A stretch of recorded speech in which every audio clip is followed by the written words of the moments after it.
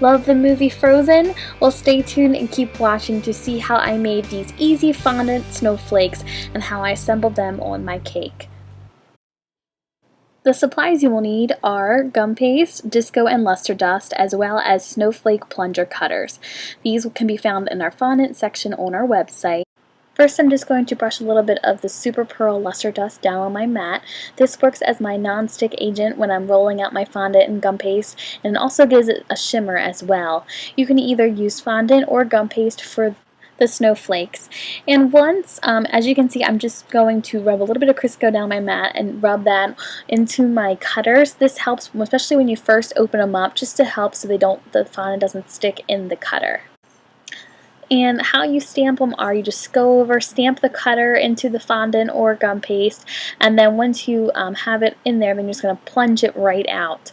And it's really neat. It does a design as well as the shape, and it does the detail of your snowflakes. Then I'm just going to go back with a little bit of the Super Pearl Luster Dust with a soft bristle brush and brush that on. This will give the snowflakes a very pretty sheen, iridescent color.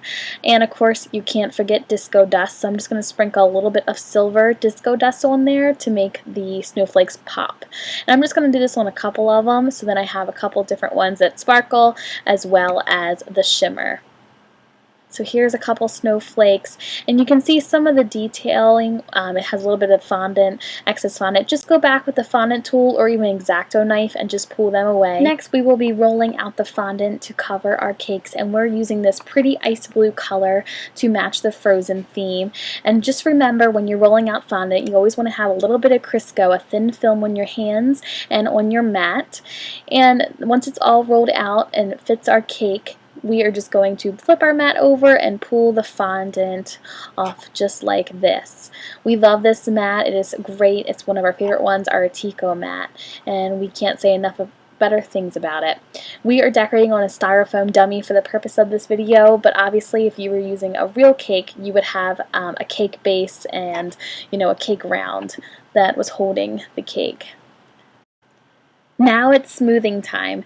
You're just going to go over, we go about 2 inches down, and you're just going to start smoothing the side of your cake. As you notice, there's ruffles. It almost looks like a tablecloth. The big thing to remember is you don't want to push in the ruffles. You want to pull out and push down. Once this is all nice and smooth, then we're just going to take our wheel cutter and cut our excess fondant off around the bottom of the cake. Now it's time to glue our snowflakes on that we made in the beginning of this video. And I'm just going to use a little bit of piping gel. You can either use water to attach it, piping gel, or gum glue. I prefer to work with piping gel. This is what the cake looks like with all of our snowflakes on and our fondant covered. We had a little Olaf we made prior to this video. We put him on there, as well as some Frozen rings that are available on our website. I just love this, and it's so cute for a Frozen theme birthday party and even just a winter theme party as well. Thank you guys so much for watching. Happy decorating!